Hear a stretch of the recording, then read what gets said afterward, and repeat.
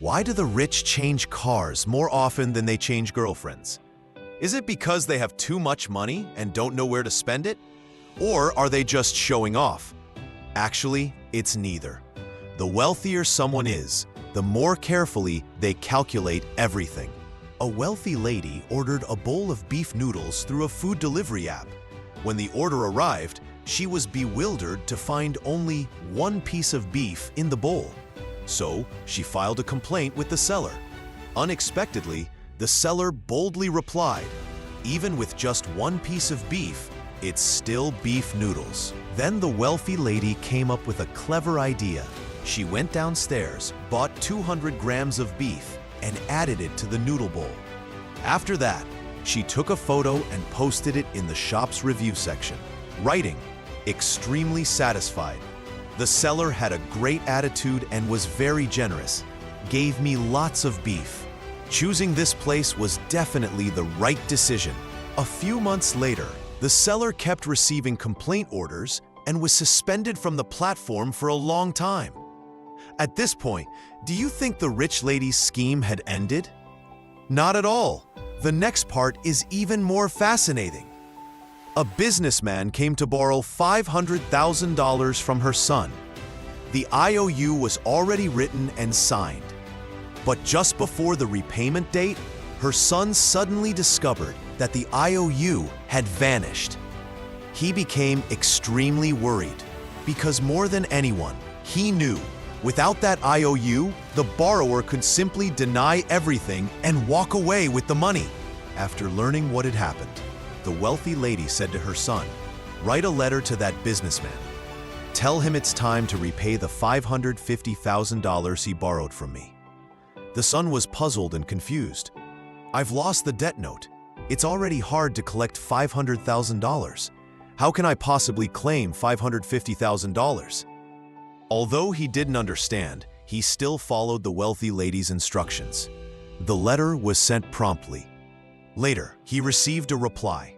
The businessman wrote clearly in his letter, "The amount I borrowed from you was $500,000, not $550,000. I will repay you then." The strongest force in this world is not money, but mindset. Let me tell you another story. One day, a Zen master took a disciple to stand before a mountain. The master asked, "What do you see in this mountain?" The disciple replied, "It's tall, beautiful, and majestic." The master continued, "Come, walk with me up the mountain." On the way up, neither of them said a word. They just kept walking. The student began to feel exhausted. The mountain path was rough and difficult to climb.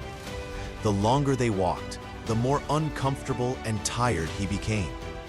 When they finally reached the summit, the master asked, "So, what do you think of this mountain?" The student replied, "It's not a great mountain. The path is full of rocks and gravel, and even the trees don't grow well here. But, standing here, I can see far. The mountain across from us looks much more beautiful."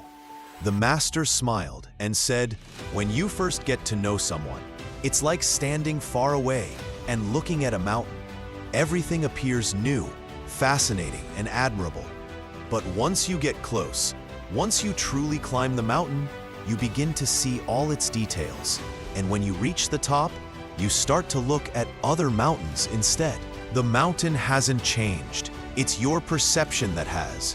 It's your heart that has changed. And so your eyes no longer see what they once admired. The awe disappears. The mountain no longer feels majestic. The more dissatisfied you become, the stronger your illusions grow. Why are you now standing on this mountaintop, looking longingly at another? Because this one, in your eyes, has lost its holiness, lost its value, and become ordinary. A person who can understand and appreciate all that they have in the present is the one who is truly happy. Could it be that happiness lies on the other side of the mountain? Feel free to share your thoughts.